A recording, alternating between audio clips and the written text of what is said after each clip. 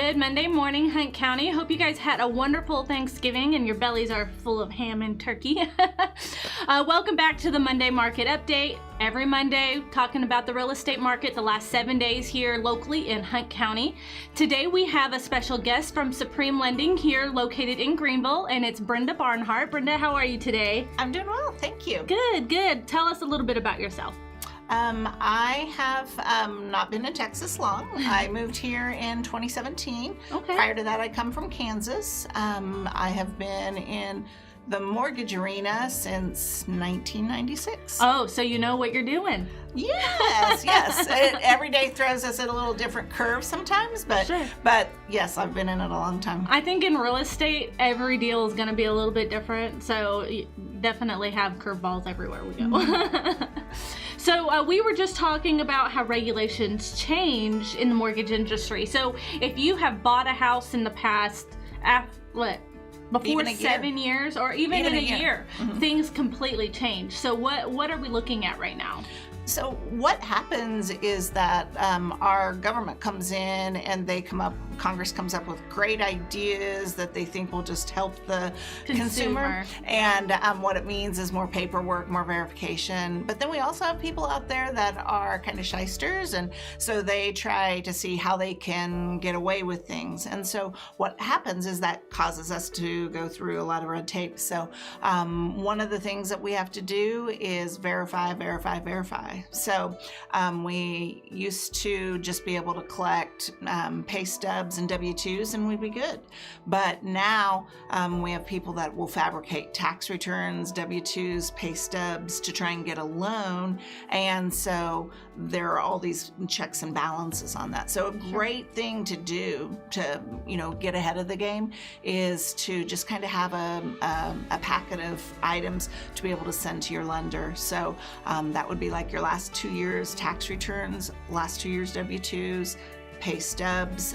We only need a month of pay stubs, but those, and then eventually your last 2 months bank statements. So those will be things that will help us get rolling. Awesome. So if somebody is out thinking about buying a home, they haven't started the process yet, it would really help them to have all those already ready to go when they go to apply for a loan, so that it gets things going pretty quick, and you go from you can get a pre-approval versus a pre-qualification with everything that you already have given everybody. Right, and I think sometimes some people are like, well, I'm not quite sure I'm gonna find a house, I don't know when.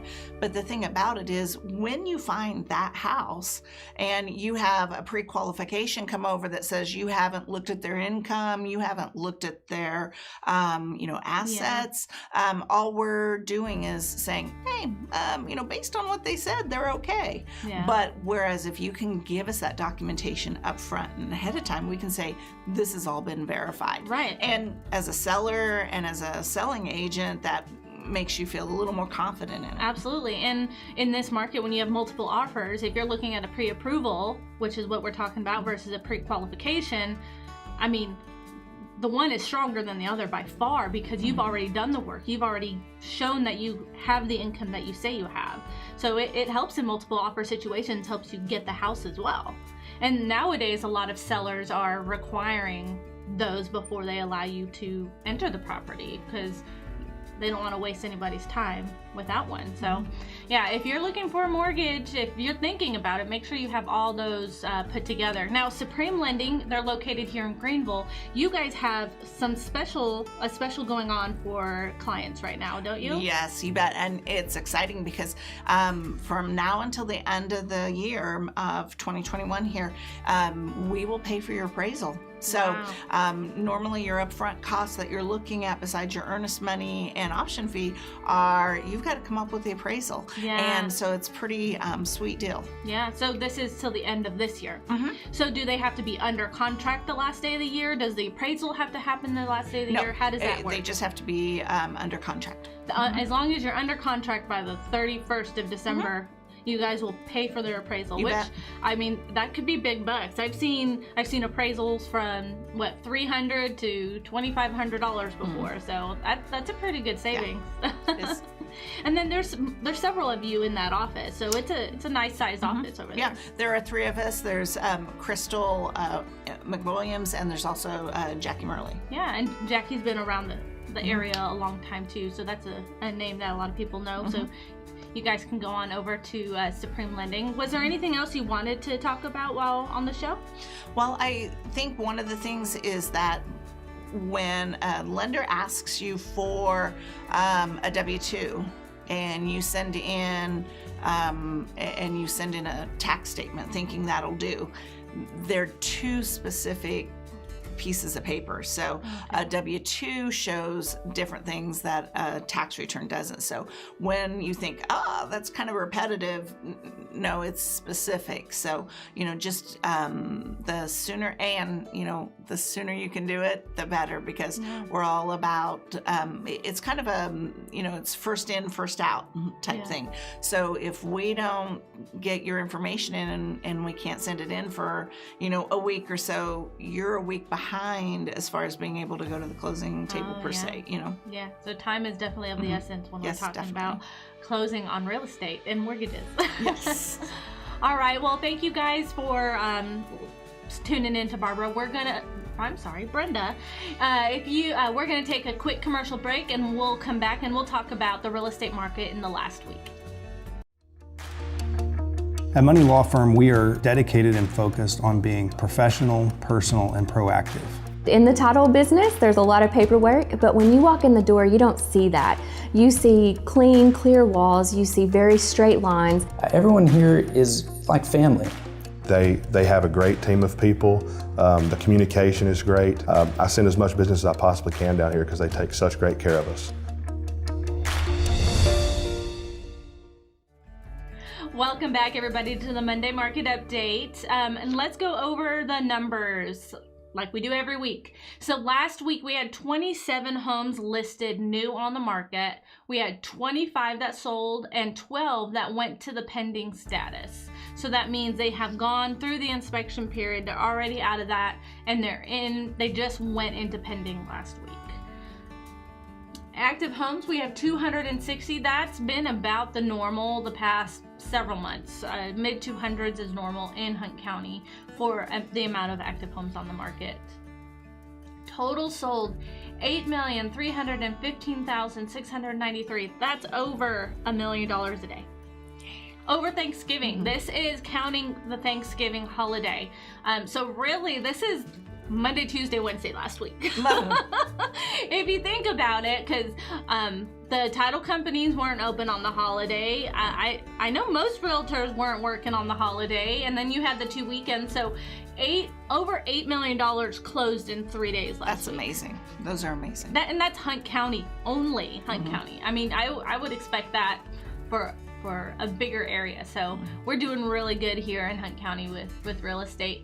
The average price was $319,950. There were, out of those 25 that sold, averaging the price, we got $319,000. That's actually a little high for the area. I think last week we sold some big homes, which made that number go up a little bit. So we're going to talk about our first home that came active on the market last week. This is 3522 O'Neill Street. It was built in 1955, 4-bedroom, 2-bath, 1,615 square feet, $228,900. Now, looking at the outside, I would definitely think this has been a rehab, and it's really popular to go with the white and the black right now. You see that a lot, and I love the front porch on this house. It's nice and crisp. Yes, yes. And we go inside here, you got a nice open area. You can see it's new floors. It's new inside. That has definitely been redone. And looking at the MLS sheet, this one actually has multiple offers on it, and they're due today by 5 o'clock. So if you like this house, call your agent and get an offer in before 5 o'clock today. You're looking at multiple offers in this one. Here is the part of the kitchen. I love how they brought the backsplash all the way up. So you don't see that very often, but it's definitely charming in the older homes to have that subway tile go all the way up to the ceiling.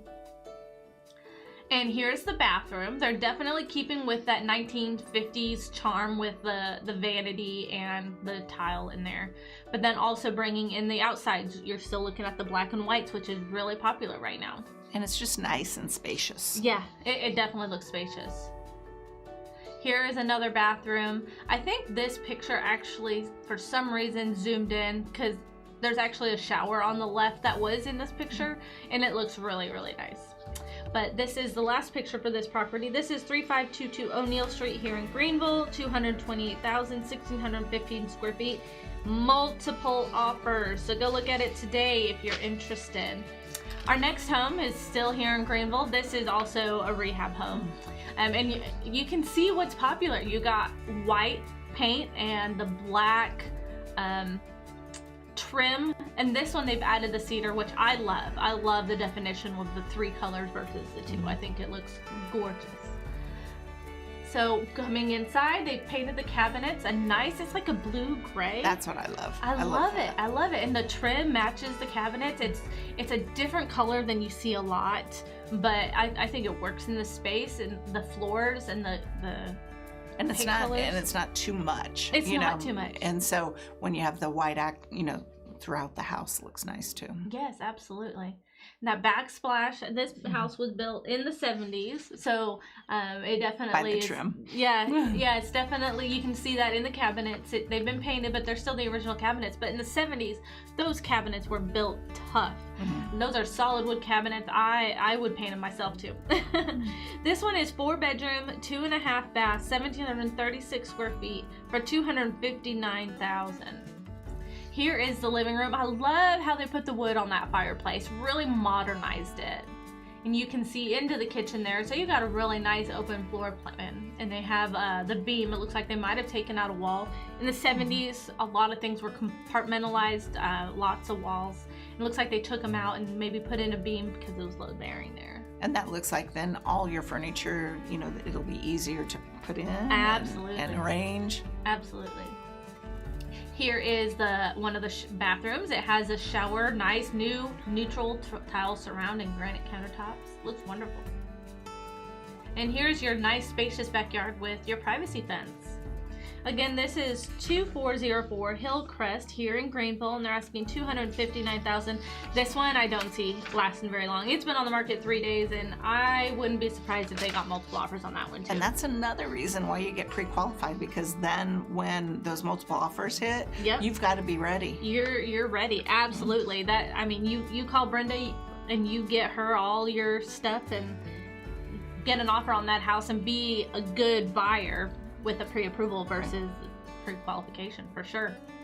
The last house that came active last week that we're going to feature is up in Commerce, 7857 County Road 4814, and this one's on 10 acres. So you got some acreage with this one. 1,672 square feet, 3-bedroom, 2-bath, $299,000, and it's been listed only 3 days as well.